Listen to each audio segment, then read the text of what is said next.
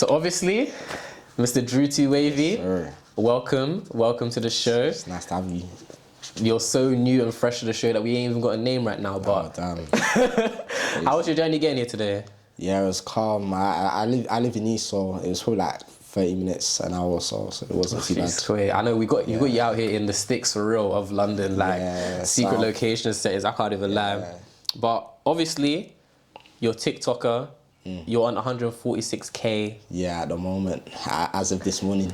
Look, as of this morning, so the number, the maddest thing is I probably checked last week, I saw 127, now you're 146k. Yeah, literally, the way you can grow on TikTok is crazy, I'll be so real. But I don't even want to start there, I can't even lie to you. Do you know I want to start? I want to start from when you were born, embryo stage. You get Embryo? Yeah, to where you are right now. Alright, cool. So, where were you born? I was born in Ghana. I lived in Ghana until I was like 3. And then I came to the UK, when I was like 3.5. And then I literally went to school in the UK for like the rest of my life. So wait, what was life like? I don't know if you can remember it, but I have a very vivid memory myself. Yeah. I'm not saying I remember embryo stages, but what was it like living in Ghana, or you know, the vibe? Can you tell the vibe? I used to live with my grandma, but she has a private school in Ghana. So it's like when I was in Ghana, I went to school there, and I just remember it's like since it was my grandmother's school, it's like I felt good. Like the teachers can't really hit you, no one can really do anything to you. But it's like I was so young that I should have been at school, but it's like I was just there learning for some reason, even though it's like because I was like literally 3, 2, and I was going to school because it was my grandmother's school. So you're telling me that you went to school at 3 years old, a private school at 3 years old? Yeah, in Africa. How old were all the other kids? They were probably like 4 or 5. Like they were probably way older than me, but it's like I don't know. But obviously, it's like it's so vague because it was so long ago. But that's what I recall.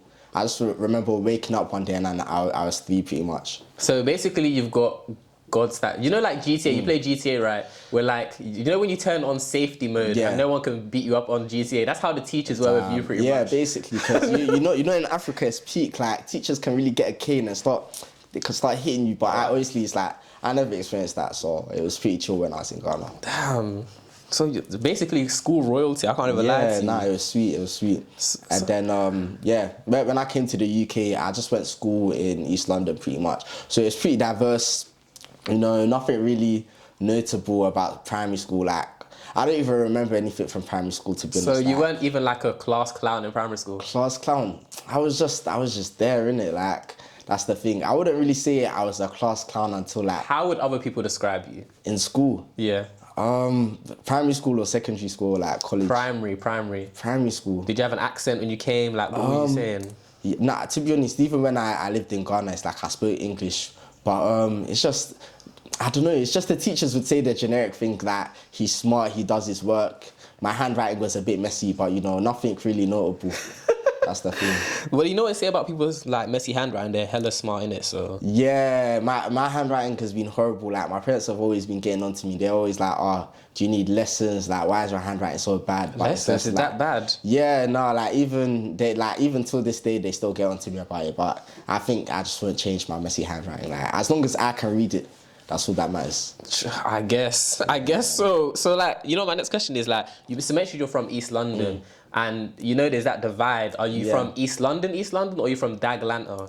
I'm from Daglanta, Barking. I'm from the Essex side of East London. Like, I know some people will say, you know, Hackney, you know, you see those other places in East that like East. I'm on like the outskirts type of, you know, Ilford, Newham, those part of like East, innit? So bring us into your world. What is it like to live in Daglanta?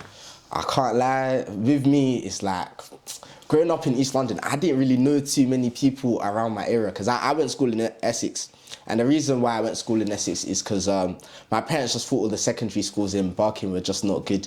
Like, the school that's nearest to my house is called like Riverside. You sure you want to release that information? Yeah, the local school to me, Riverside, that's probably like the one that most people like in my area kind of go to.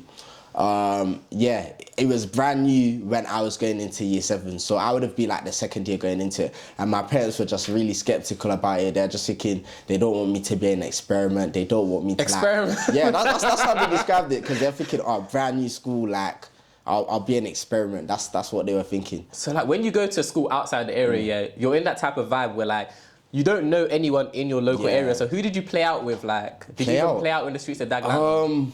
It's like maybe in primary school when I was in like year 3, year 5, I used to, but then as soon as secondary school hit, it's like I didn't really play out. I was just always at home. But like most of my friends are from like Grays, literally like Grays Thurrock area, because I don't know, quite a few of them went to my school. Okay, so like So would you say you were isolated, like as a child growing up? Isolated? Nah, because one time it's like I just travelled to meet my friends, so it wasn't really too deep. Okay then. Yeah, but it's probably maybe when I went to like NCS in year 11, I started to know like a couple more people in my area. But besides from that, like a majority of my friends have always been from Essex. And there are people from Barking and Dagenham who also go to schools in Essex. So it's like I became like friends with people who like live here but also went to school in Essex type thing. Okay then. So, okay, we could summarise.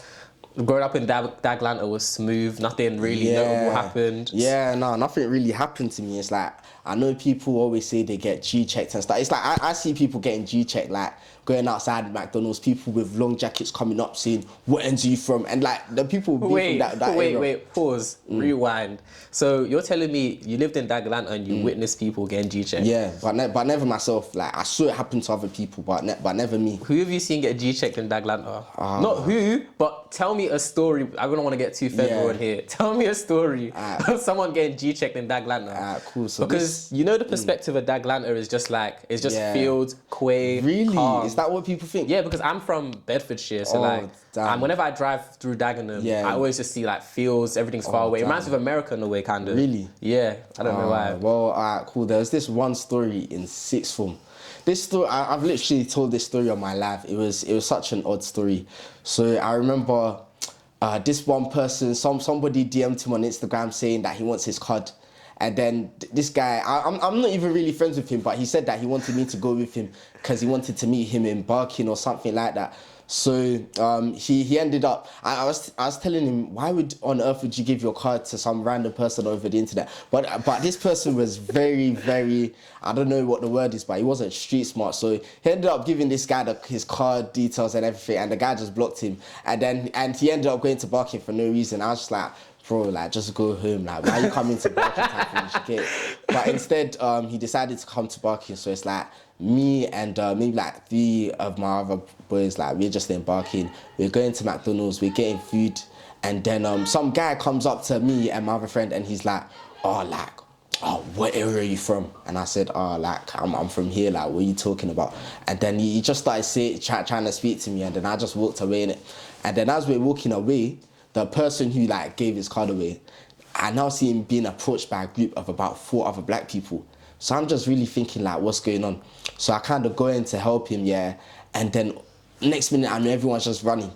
And then I end up just going to the library, and then my other friend, we end up going, and then I think one of my friends here was running. He had McDonald's. He just threw his McDonald's away and started running on the way. It was so odd because it's like I'd lived in Barking for like all my life.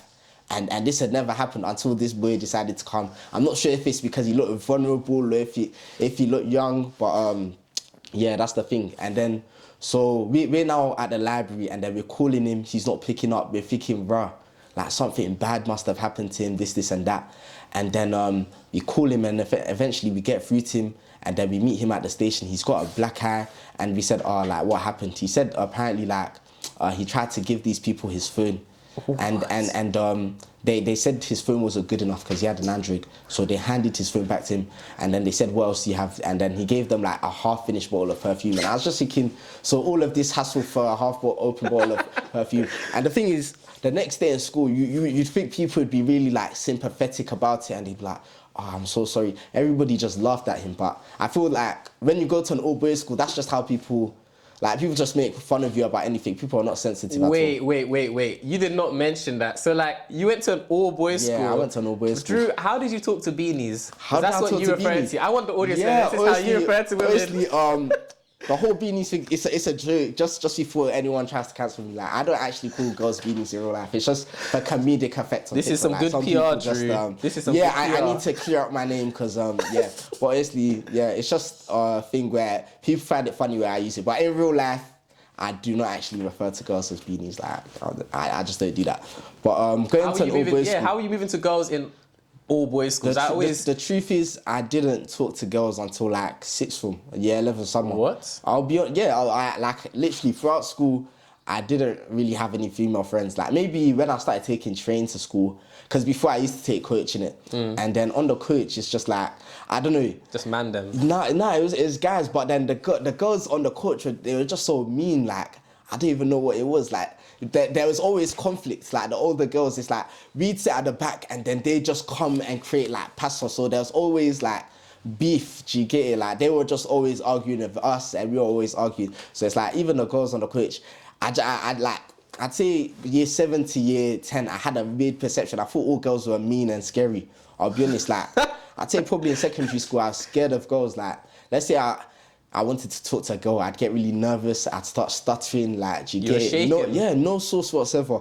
So, I don't know, in year 11, it's kind of like, I got a job. I started getting waves. I started, taking care of myself a bit. And then, like, when I was on NCS, like, the girls there were just so nice to me. And that's probably the first time I started to think, wow, maybe I'm a bit peng. Because before, like, you see when you're surrounded by boys, you don't have a perception of how attractive you actually are. So it's like when you're playing paranoia and people are saying you're good looking, it's just like, right, like, this is different. Yeah, so, I'm in a different lane. Yeah, exactly. Like I'm in. Like that's when I started to do that. Maybe I can get girls, and then that kind of gave me a bit more confidence to like start speaking to girls in sixth form, because my sixth form was mixed.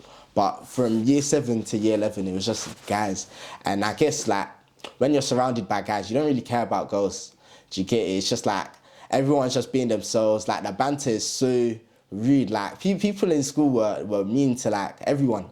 Like even I was mean to people as well, but I don't know. Like the banter is different, but it's character building. I think that's the best way I can describe it. Most definitely. I want to touch on real quick, just really briefly. Like NCS, aka Love Island. What was your NCS experience like?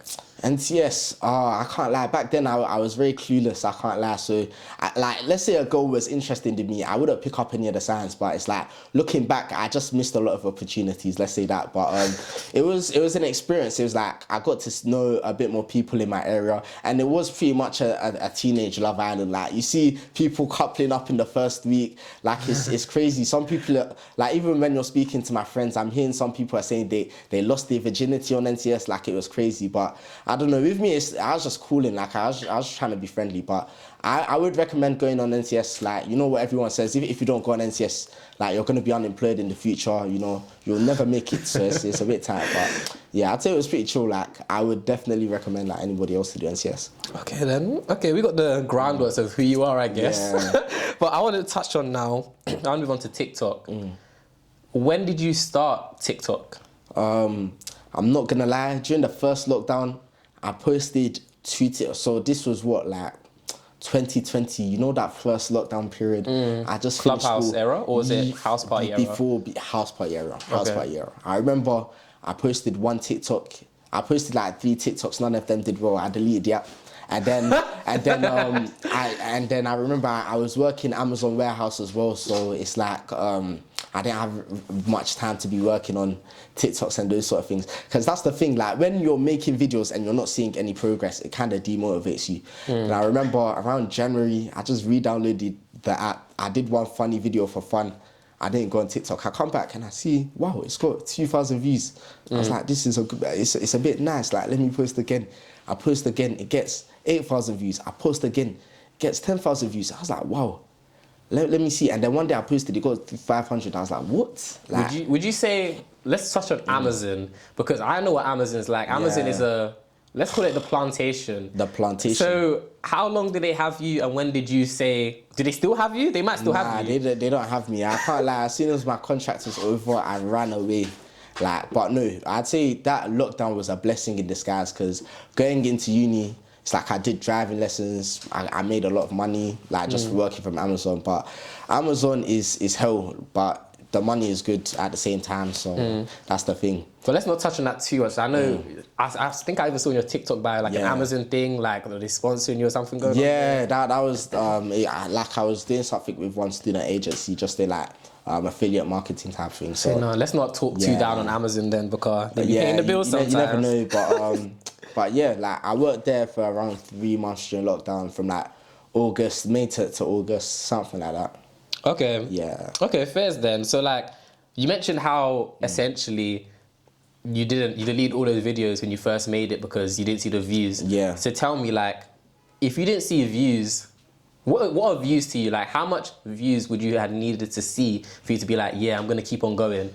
With me, like, I was pretty happy, like, anything more than the amount of followers I had. So if I was getting like 1,000 plus 2,000, I'd say that was pretty solid, because bearing in mind, when I started, I only had like 150 followers. So that's why I was thinking, wow, I don't have that many followers, but it's getting this many views. So I'd say anything above 1,000 was what I was considering pretty solid. Okay then, so like, tell me, like, do views, how important are views to you? On TikTok? Yeah. Now or like in the past? I mean, okay, let's start with in the past. Like, say for example, because you know some people, they be like, Yeah. on this tip, like, oh, if I don't get a certain amount of views, I'm gonna delete the content or hide my post on Instagram or turn off my likes or something like that when they don't see it. Like, how much does that, you know? I never really did that. Well, right now, I'd say I'm happy with the likes I'm getting on But most back of my videos. then, before you had all the views and all the, I think my quote-unquote target was like, if I don't get 1,000 followers by this, so I started in around January. So I said, if I don't get 1,000 followers by February, then it's a waste of my time. Like, I'm not gonna do it anymore. But it's like, I was kind of doing it for fun, but at the same time, I was thinking, like, because before I was trying to be consistent at the same time. Like, I was trying to post at least 2-3 times a day. So that was one thing. So I was just thinking, if I don't get like 1,000 followers by February, then I'm gonna stop. But obviously I hit that target, and then I just continued. And then February was when I saw like a crazy amount of growth, because it's like 2021 or February 2021. That, like, I'd say January 2021 was when I restarted.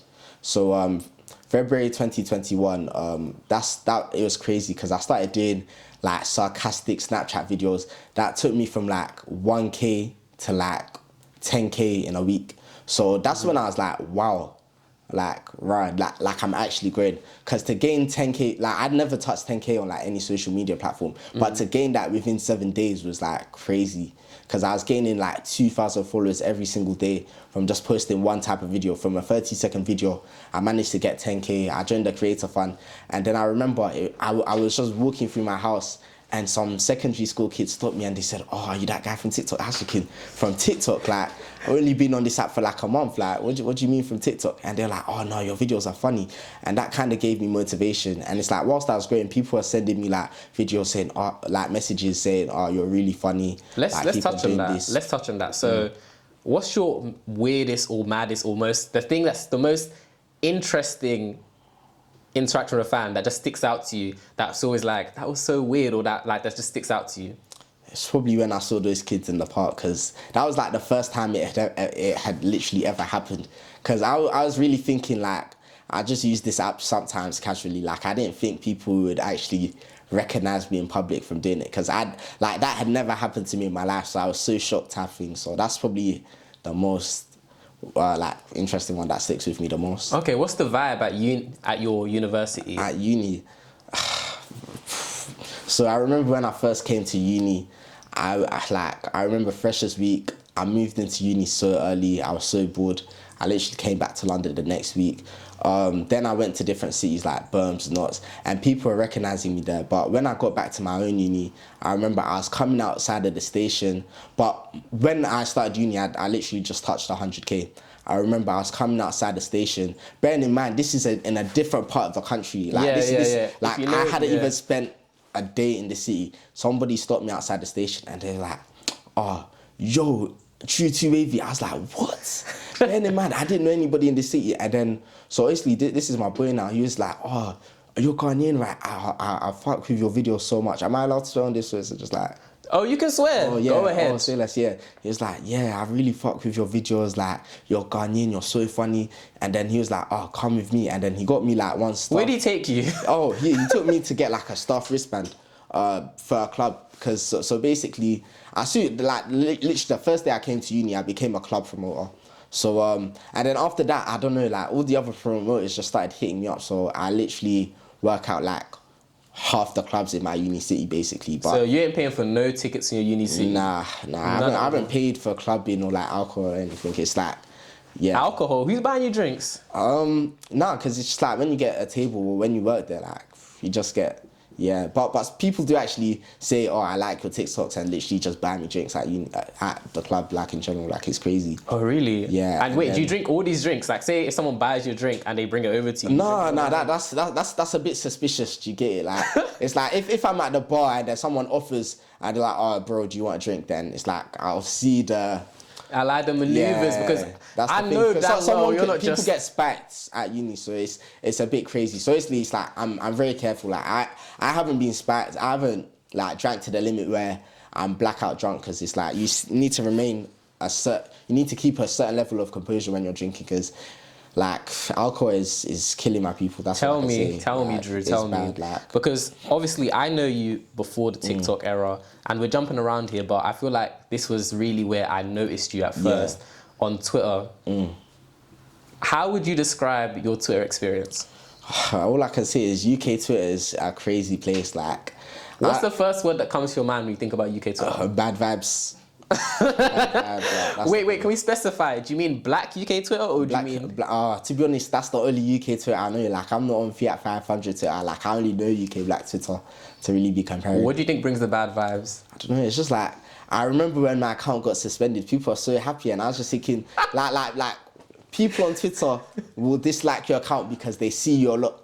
Like, you could be tweeting reasonable stuff, but the fact that they see you too often, they'll have some sort of funny impression about you. So that was a bit odd. Like, so you were basically Septimus Prime before Septimus Prime was Septimus Prime. Nah, I wouldn't say I was like, but I wasn't to that extent, because he's like omnipresent. Like, I'm not on. I wasn't on that level. Like, I think you were, Drew. You think? I think you were. Like I said, you're the type of person like.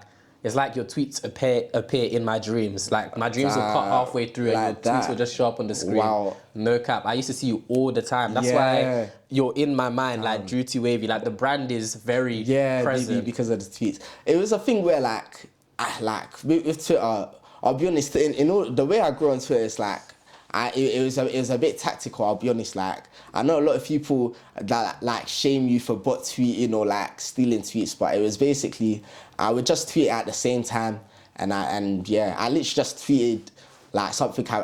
You can kind of tell when a tweet is gonna do well. So it's just like at 6 o'clock, I'd literally have my drafts ready, and I tweet every day once at 6, and then the tweet would get like 10K. And I was just doing this for like a whole month, and that took me from like 4K to like 14K. Like, literally, like, the growth on Twitter. I remember start of February, I had like 5K. End of February, I had like 15K. Then I got suspended. But Why did you get suspended? I don't even know. They said like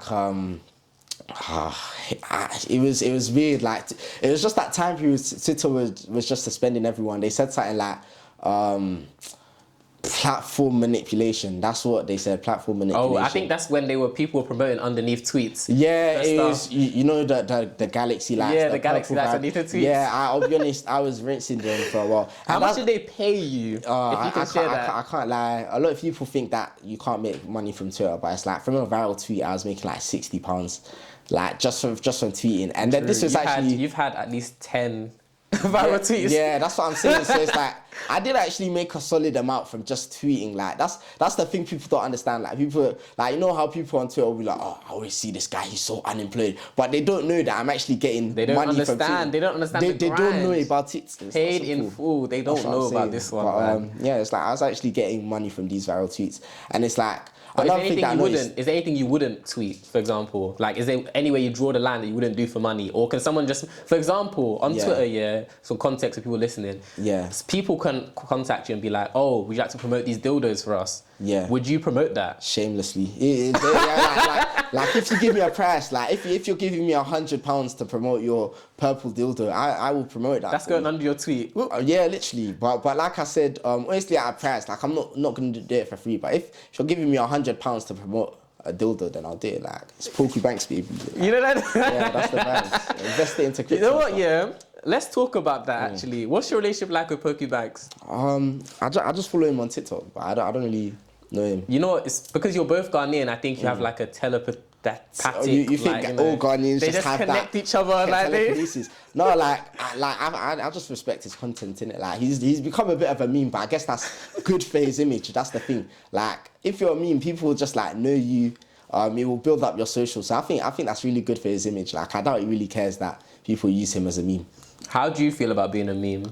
I don't have a meme type thing. I've just got like catchphrases that people use, but I wouldn't say like, you know, with him, like there's a certain tweet template that pops up, but with me there isn't like that sort of thing. They'll repost your videos everywhere. I see them everywhere, but like they don't use like your image and be like, it's Poku Banksy with like a catchphrase. Yeah. Like people wouldn't like find one of my TikToks and just post it with a caption. Like, you know, back on Twitter they used to say like Scopatu man or like Bomber Clout. Like you can't really do that with my videos type thing. But would you want to become a meme? Because you know when you become a meme, like in this new generation, you're immortalized in a way. Like your meme gets used all the time. Like it's just in someone's camera roll. Most people's camera rolls. How do you feel about that? It depends what the meme is for. Like I remember one of my friends, the white jeans meme. Like he regrets that till this day. Like he does. He does kind of like he does get like, he says that he does feel, at first he didn't care, but now he does feel some type of way when people like repost it or like just do it, and he kind of wants it to die out. But it's like once you become a meme, you can't undo it. So it's like if I become a meme, I want it to be something that I won't regret type thing. So hey, listen, you won't get to choose. When the internet say that you're going to become this type of meme, that's the meme you are. You don't get to choose the meme you are. And it's funny, I know the guy you're talking to actually, and we've had numerous conversations about this, but you know what I want to ask you about? Right now, I want to ask you about the love. Go back, just jump around back to that university thing. Like the love you're receiving from people at these different universities you go to. Like, do you think that's real, authentic, or do you think it's just for the moment? Like I said, with TikTok, sometimes I do kind of feel like, let's say my TikTok account gets suspended the next day, like all of this could go. That's why I'm trying to grow my IG. But then again, it's like I have 2 accounts, so basically my second account isn't as big, but sometimes I do feel like, like all of this could just go overnight if my TikTok were to get banned. And that's the thing, like I've seen other people's TikTok accounts get suspended, but I feel like obviously if you kind of like diversify, you build up on that other platforms, then you shouldn't really be too worried about that. But TikTok is a very unstable, like that's all I can say. But it's like, sometimes I am a bit wary, but it's like I know who my friends were before TikTok type thing. Well, but do people treat you different? Like I know you mentioned the club stuff, but I wonder like the type of vibe where like, for example, like when I got 4K on Twitter, people started acting like they'll throw that bait word around and say you're this, you're that, and you just feel there's a certain presence. I can only imagine what it's like with you when you've touched that many. Like people give you a different type of vibe that doesn't feel authentic. Do you ever get that? Yeah, sometimes I do get that vibe, but I feel like if you're around me a lot, you kind of just get used to me, so you don't really see me as like some sort of icon. But maybe like people who I'm not too close with, like you just see me for the first time, you might, you know, I feel some type of way. Is it me or the TikTok? Yeah, that's the thing, because but a lot of people know me from my TikTok, but they don't know me personally type thing. But then again, with me, like with my TikTok, it's literally my personality just amplified. Like the way I speak on TikTok is how I speak in real life. Like I don't put a voice on, and it's like it's my type of humor type thing. Like I make videos for myself. Like I don't have a target audience. I just make videos that I would find funny. Okay. So who inspired you then? Who inspired you to start making TikTok videos? Because you know back in the day, I know you're from Daglanta, but like I guess in my area there was this guy called A Squeezy. Shouts out to A Squeezy. Like he was just shutting down the comedian thing. Don't jealous me. He wasn't from my area, but very people that are potent in the culture that really left an impact. Did you pick up on any of on who they are and you know say I want to be like him? I'd say in terms of comedians, like the people who I find the funniest, like Max Comedy and MB Bants, I'd say they probably like levels. Like those are the type of jokes that I'd say I find quite funny, and Straight Burns as well. Who would you say is the funniest person in the UK? In the UK comedian scene, TikTok, YouTube, everything. Who would you say is the funniest person? And no favourites, of course. Right now, I have to say Paps. Like his video, he has a video for everything. I'll be honest. Like that's the thing. Like Paps is a great guy. Like he deserves everything. I'll be real. But Paps, like he's literally just got a video for everything, any situation you can think of. So. Yeah, you know one thing about you, you're very resilient. That's one thing I've noticed about you, because like when your Twitter account got deleted, you acted like nothing happened You just came back and you just made it all back. Like I was looking at your Twitter the other day and I saw like 11K. Nah, I'm on like 9.6K right 9.6, but yeah. to have that drive, the thing is when people get knocked down, they often just say to themselves, I'm gonna stay there. What am I doing? Like, forget this. Like, but you had that drive to come back. Yeah. And it reminds me, and of course, feel free to change the topic. It reminds me of when your college journey, like your education journey. Would you like to share that story? Yeah, nah, this story, that's another thing as well. So, honestly, if you know about the whole COVID and like the coronavirus thing, I finished year 13 because of lockdown. We didn't get to sit A levels. So, I remember there was so much like, I'm not sure what the word is, there was so much like uncertainty around it, like a lot of mystery about how they were going to decide the grades. So, I remember when at first I was thinking, I remember during the exam period, I didn't have a phone. Like I literally lost my phone. I think I dropped it, and I was just thinking. How did you communicate with people? On my iPad, literally my iPad. And my MacBook, God! Yeah. So this was before when we went into lockdown. I had no phone. I was thinking, cool. Exams are in 3 months. Let me just revise. I have no distractions. No phone, no social media. Let me just put my head down and start revising for these next couple of months and then enjoy my summer. But obviously we went into lockdown, so now it's just like I lost my phone for no reason. Obviously I didn't plan to lose my phone, but it's like I lost it. So cool. They were at first they were saying we have to do work and those sort of things, and then I remember during that time leading up to results day, I was working in Amazon, so I had no time to revise, and it's like I was out of education for about like a good 4 months. So I remember results day, my offer for my course medicine, it was low because I did one summer school. So my medicine offer was BBB. Typically it's AA, but it was BBB. So I was thinking, I predicted 3 A's, like this should be smooth, innit? So cool.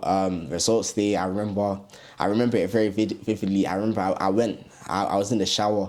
I decided to play gospel music in the shower. I don't even usually listen to any music in the shower, but I was singing gospel in the shower. Them ones praying to God. Honestly, say, God, like, if you give me these A's. Yeah, I was thinking, yes, like God, if you give me these A's, this will be amazing. I remember I'm in my parents' room. I'm on my MacBook.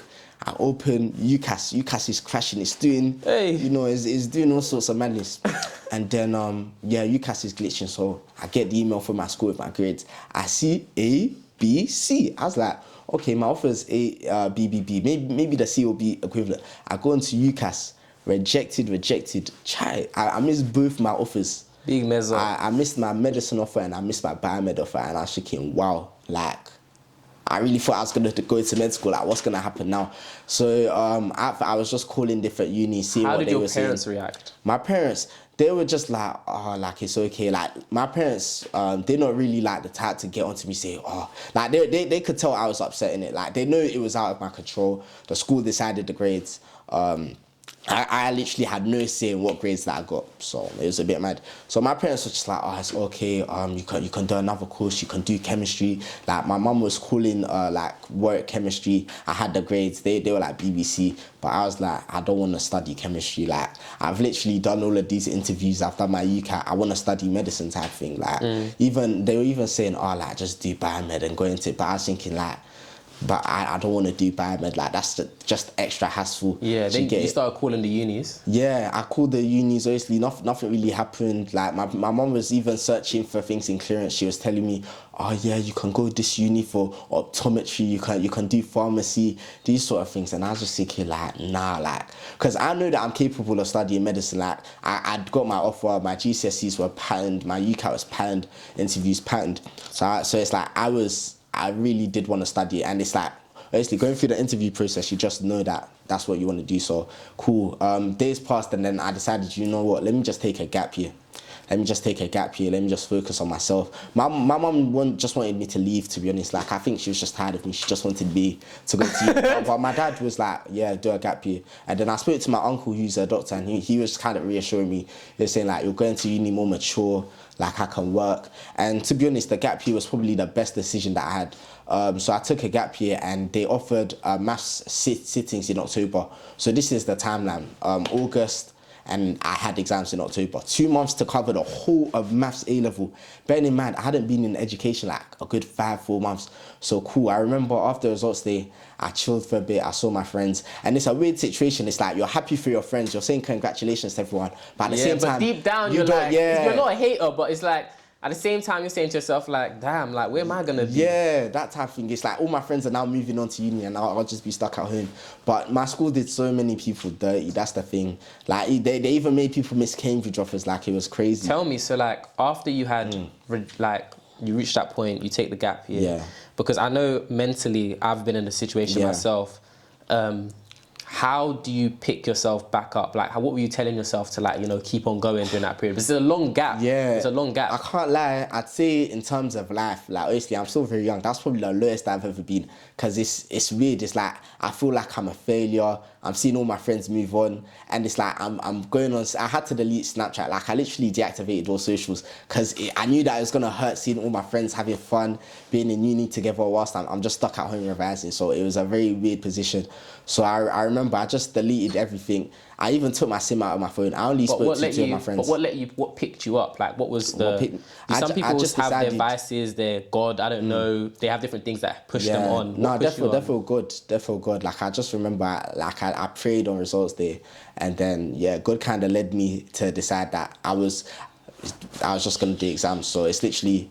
I put my head down for the next 2 months. I didn't talk to anybody. It's like straight ghost mode. Every single day, I just did maths for like 15 hours. Like, I woke up, maths, slept maths. I got a maths tutor as well. So I was just doing maths. Literally, like, and it grew to a point where I really enjoyed maths. And then two of my boys who are really good at maths, one's like, they're great guys. One of them's at Cambridge, his name's Peter, and my other boy, Raman. Like, they were the only people I spoke to during that time. And it's like, anytime I needed help with a question, I would just FaceTime them on my MacBook, and then they'd literally just help me. And then after all of that effort, all of that struggling, all of that, the tears, because I can't lie, I felt like crying, but I didn't cry, but it's like, I felt like crying. Dog tears. Dog tears. I said dog. Dog tears. You cried on the inside, didn't I cried on the inside, didn't it, So after all of that effort, I remember I sat all my maths papers, and I knew that I just wanted to smash them, innit?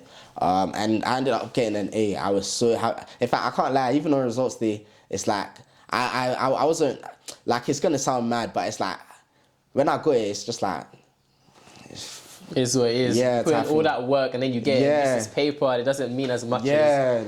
It's like I was happy because I knew if I got rejected, I would have been so upset, but it's like, it was just like, it is what it is. But if I didn't take a gap year, I probably wouldn't have made any TikToks. I would have literally have gone straight into med school. Nobody would like know me. Like, I'd just be another med student type thing. And I wouldn't have had as much money because obviously it's like I was working as well. I was doing test and trace. I did a bit of more warehouse as well. So that was pretty good. But yeah. So I'd say the gap year was probably, it was a blessing in disguise. That's the thing, because like the opportunities that it's really opened up to me was really good. Okay, so tell me, how do you come up with, bouncing around here again, how do you come up with TikTok ideas? Like, what's your inspiration? Where'd you draw inspiration from? Life, literally, like, all my TikToks. Let's say I'm having a conversation with someone, I literally, like, that's the thing, like, a lot of my friends or a lot of people when they meet me, they say, oh, don't make a TikTok about me, or my friends will message me saying, is this TikTok about me? It's literally based on real life. Like, when I see a situation that I think is a bit relatable, I'll just literally jot that down. Other TikToks as well, but just literally anything that comes to mind, any experiences I have that I know people can relate, I literally just write them down in my notes and then I make a video from them. So I'm trying to get you from idea in your brain up to boom, we're filming it. Like, how long does that process take? Usually, okay, so I remember when I started doing the POVs, it was literally, I used to walk to the gym with my friend, and the walk to the gym was a good 20 minutes. So it's just like, I'd just be thinking, I'd be like, oh, bro, you know, yeah, my boy Timmy. So I'd be like, yeah, Timmy, oh, you know, there are bare guys like this, and he'd be like, yeah, make a video. And like, literally, we'll just be walking on the A13, just shooting skits, literally. That's the thing, we'll just be doing it whilst we're walking. And then my videos take like 5 minutes to make, so it's literally a very quick process. Okay, tell me, what's your favourite video of yours? Because my favourite one is definitely the one where you did the one at the warehouse, where like you tell a warehouse person like about your life and then they tell about their life. Yeah. That one is very relatable, especially working at Amazon. But what's your favourite though? It's probably when you meet a girl from South London after lockdown. I made this video. It was my 5K special. Like looking back, 5K wasn't a lot, but I remember it was the first time I decided let me leave my house in it. So I remember I left my house. I put on my mum's wig and I wore a green balaclava, and then I made the video. And then that video was my best video at the time. It got like 200K, and I was like, wow. And then, yeah, that just kind of helped me grow a bit more. But it was nice because it's like people were commenting, wow, so this guy leaves his house and bloody blah. But it was nice just like leaving my house and making a skit. And it kind of made me put like my shame aside, because one thing with my videos is like, it's a bit shameless. Like, yeah, I'm wearing my mum's wig, but I don't really care what people have to say. Like, yeah, that's not the video is funny type thing. I like that, because you know I was going to touch on again and bounce onto. I was going to ask you about hate, because I've seen hate towards you on Twitter. But I'm sure you get hate on TikTok as well, being a black creator, you know, racial slurs and whatnot. Like, how do you deal with hate? I can't lie. In terms of hate, I don't really get that much hate, I'll be honest. Like, most of the comments are fairly positive. Like, okay.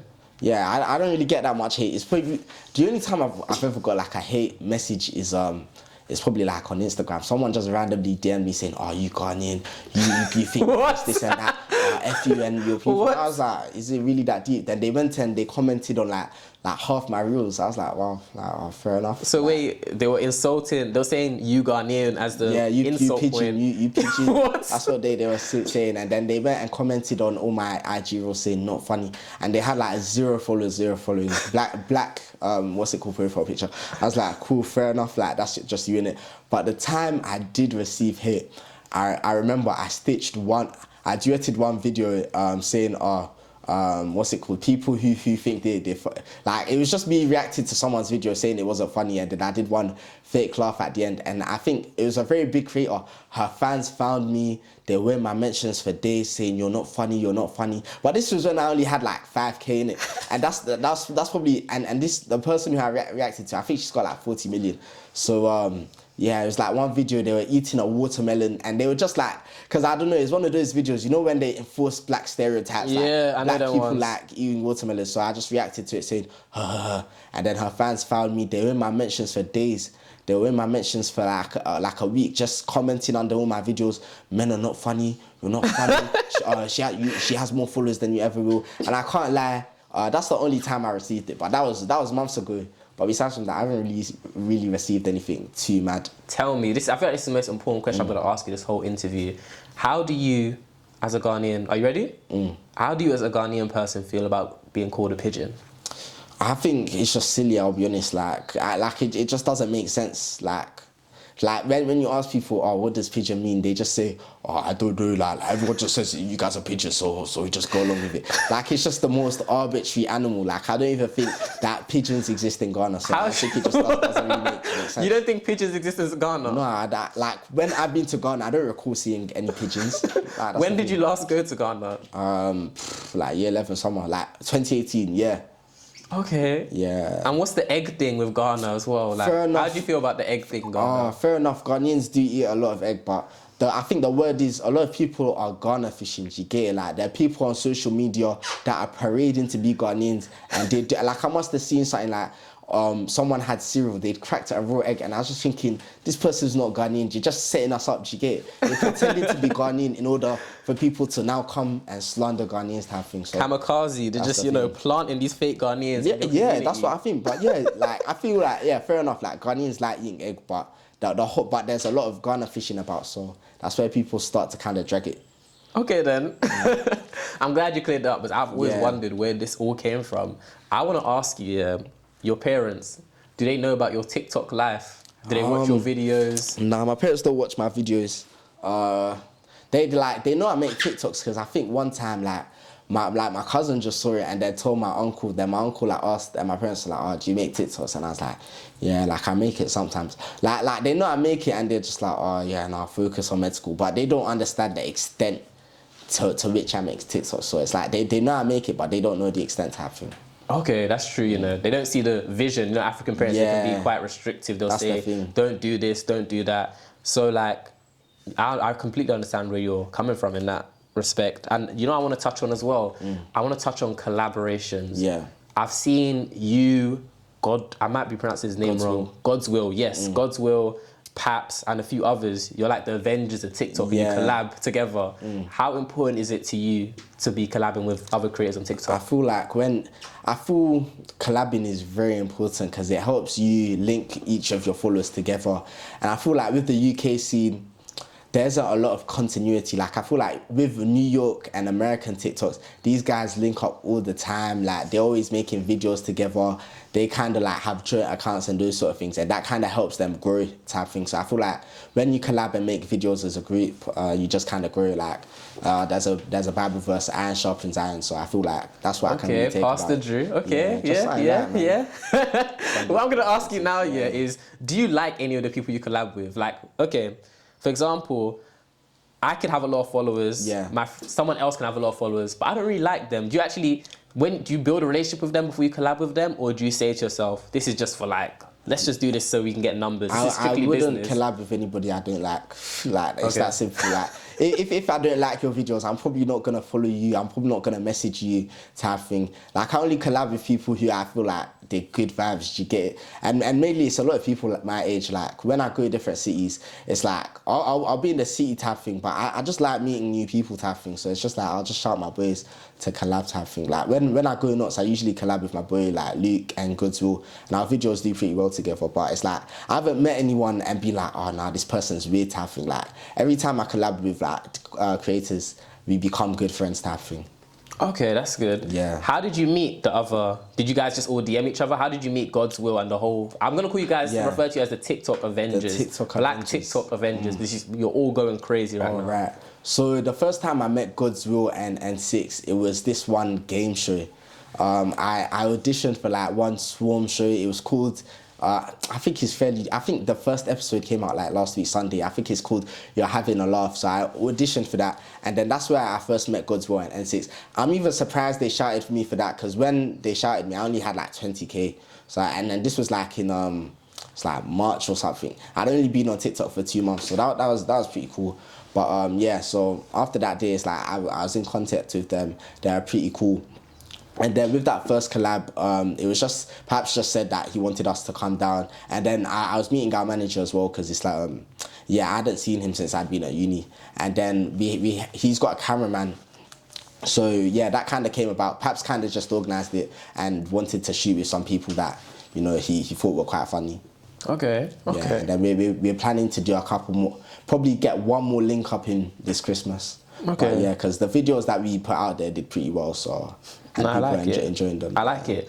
But people always say this. They say this to Instagram models in particular. Like, if Instagram closes tomorrow, you guys are unemployed. So like, I'm sure they pretty much say that about TikTok as well. Yeah. If TikTok goes down, you guys are done, finished. So like, what are you doing to, you know, sink your roots into the culture to make sure you're not going to be forgotten about? Posting reels and YouTube shorts. That's the thing. Posting reels and YouTube shorts.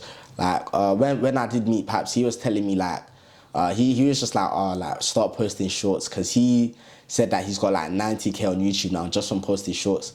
And then man like Isaac as well, he's another TikTok. I think he's got like 500k on YouTube now from just posting shorts.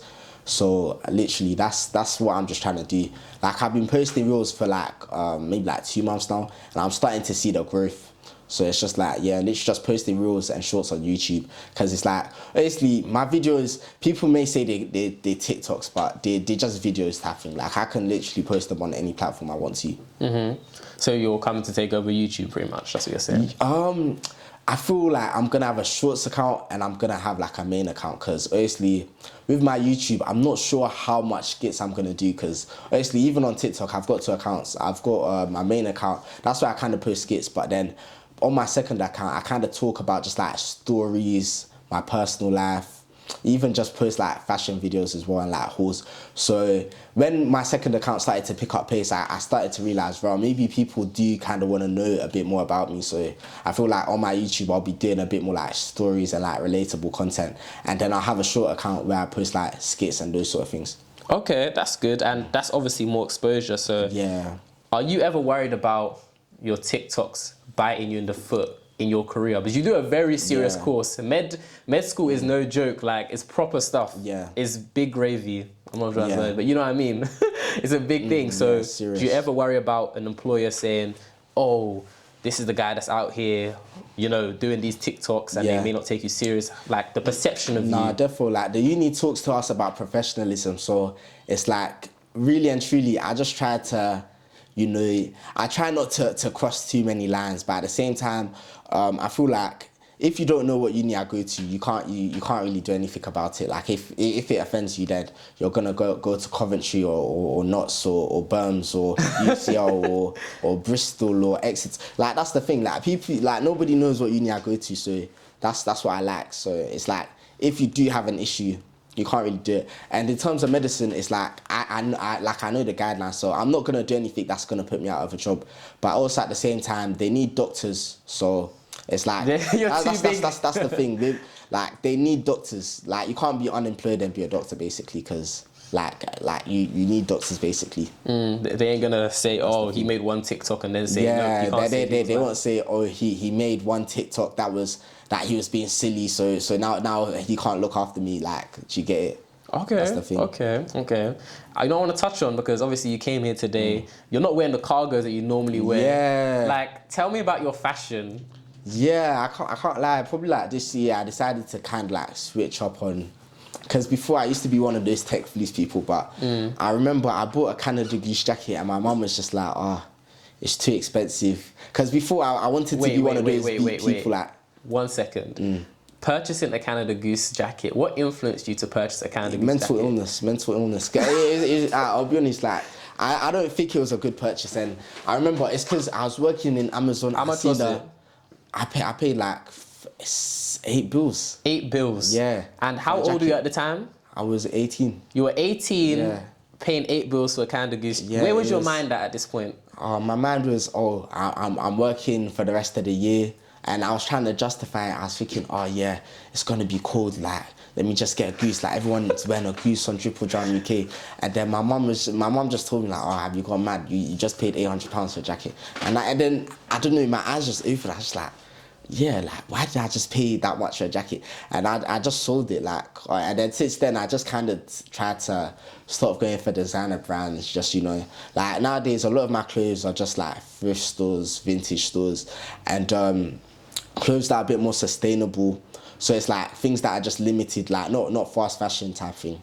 So that's what I've kind of been going for. Tell me, okay then, give me, who do you think is running the fashion scene right now? Because obviously we've got this battle between Cortez, Trapstar, we have other brands as well, which have literally slipped my mind. So who do you think is running the fashion game right now? Who's got the streets? I feel like Cortez has people in a chokehold at the moment. I'll be honest, like you've seen the tweets, like people are starting to say don't die for Cortez, those sort of things. And honestly, this stuff it's not the cheapest. It's like £120 for joggers and those sort of things.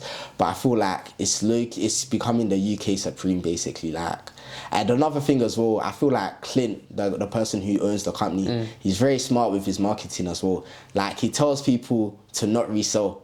So what are people gonna do? They're gonna resell. Like, it's kind of reverse psychology. And I have quite a few of their pieces as well. So I'd say it's pretty good. Okay. And the way they've been able to grow, I remember I followed them like last year, like 2020ish. They only had like 30k, and then I've seen this year they've gone to like almost 180k. Like, it's crazy. So I definitely say they're clear at the moment. So what do you think about people saying that Cortez is oversaturating the market in the sense that everyone's got it now, so now it's basic? They're saying it's a new tech fleece, essentially. How do you feel about that? Well, I think, like, they don't even drop that often. Like, this month they've only dropped like twice, and also the price point as well, it's not really that accessible. But I feel like it's a thing where when people kind of hear that a lot of people are talking about something, they just start to like hate on it type thing.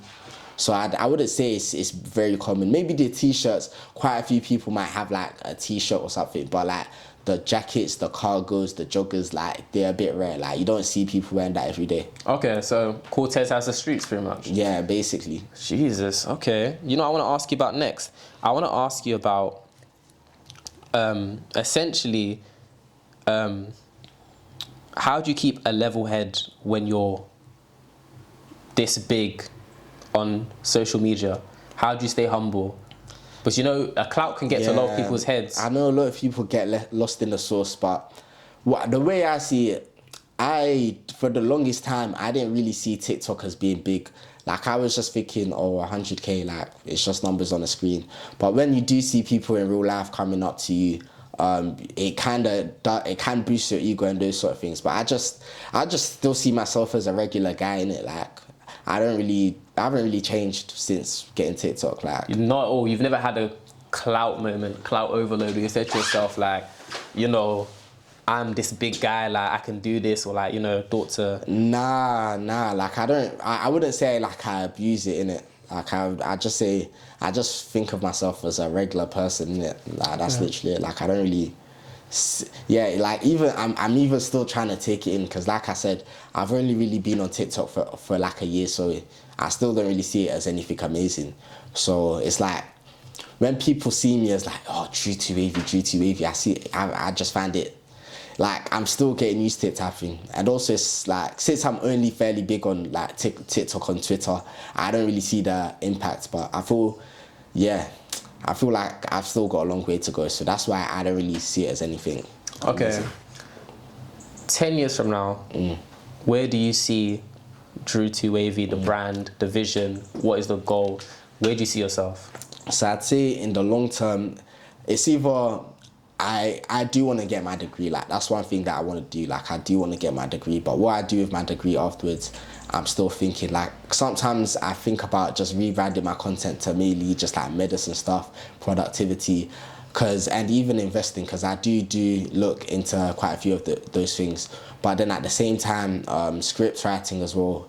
Like, I know because the way I'm able to come up with skits, if I were to write something longer, you know, write my own short series, sell it to like a company like the BBC. Netflix. If that does well, yeah, Netflix, those types of things, and it did well, then I could probably just make a living from just writing, basically. And that's the thing. So probably either changing my content to just lifestyle and productivity, or just going towards like the skit, like comedy writing type thing, because that is something I've been slowly looking more into. But life can change, so 10 years plans, I don't really see them. It's like, you should have an idea of where you're going towards, but a 10-year plan that's rigid, things can change.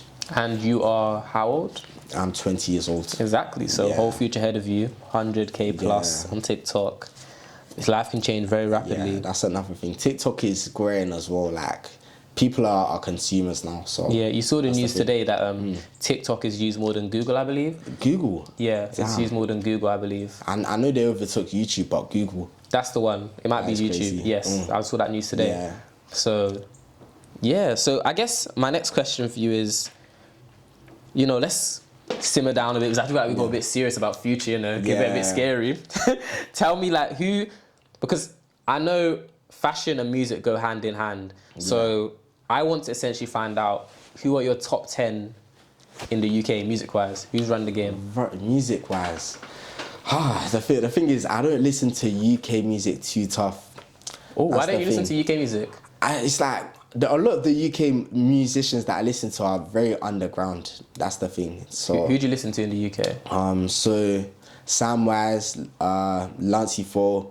There's a couple of new people as well. Like, if you listen to, like, there's this really good playlist on Spotify called, like, I think it's called, like, Lo-Fi. So I listen to quite a few of the people on there, like NSJ, Marley.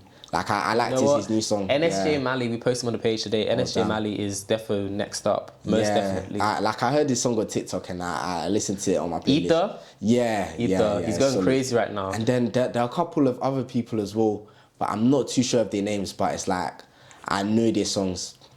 But I'd say like that whole like lo-fi, like chill drill is the next movement. Obviously Central is just What are your thoughts on Central C? Like, a lot of people say he's an industry plant, those sort of things. He doesn't rap about what he does, but I feel like he's been so influential in like UK music this year. Do you care if a rapper lives that life and raps about it? Does it matter to you? Nah, I don't think it's ever that deep in it. Like, you need to be able to separate the artist from the art type thing. And it's not worth it as well. Like, you've got a net worth of however many million and you're selling drugs. Like, it's not really necessary. You get it? It's true. It's You're true. out there fighting, beefing people in the streets when you've made it out of the hood. Like, it's just not really necessary type thing. It's very true. It's very true. So, apart from music, then, I meant like movie-wise. Like, what movies are you feeling right now?